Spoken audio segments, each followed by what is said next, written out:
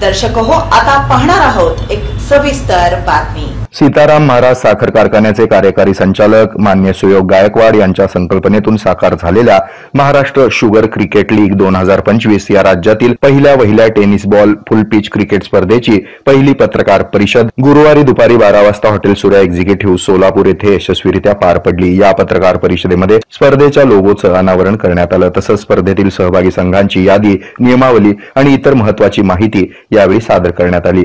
यावेळी बोलताना सुयोग गायकवाड म्हणाले, या अनोख्या क्रिकेट लीगला सोलापूर जिल्ह्यातील अनेक साखर कारखान्यांचा भरघोस प्रतिसाद लाभला आहे।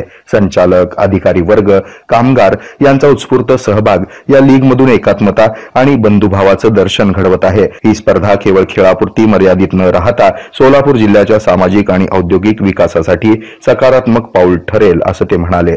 सोलापूरमध्ये साखर कारखान्यांचे कर्मचारी, पदाधिकारी यांच्यासाठी आपण भरवत आहोत। तर ती जी स्पर्धा आहे ती 3 ऑगस्ट ते 9 ऑगस्टमध्ये ठेवलेली आहे। पावसामुळे पुढे मागं होऊ शकतं। 2 ऑगस्टला भव्य त्याचा उद्घाटन सोहळा ठेवलेला आहे।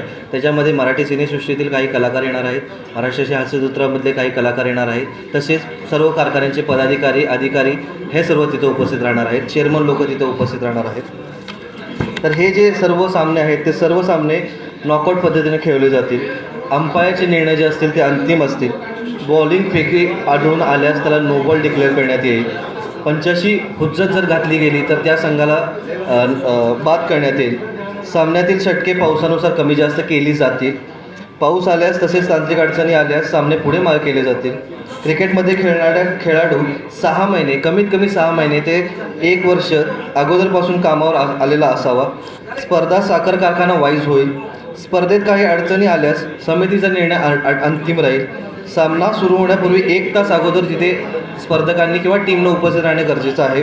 प्रत्येक साखर कारखान्याचा फक्त एकच संघ आणला जाईल। किती कारखाने असतात सर? आत्ता सध्याला आमच्याकडे 20 साखर कारखाने टीम रजिस्टर झालेले आहेत आणि 3 ते 4 टीम अजून ऑन कॉल आहेत, ज्या त्यांच्या टीम सिलेक्शन अजून झालेलं नाही आहे। सध्याला 20 कारखाने जे आहेत ते कन्फर्म आहेत।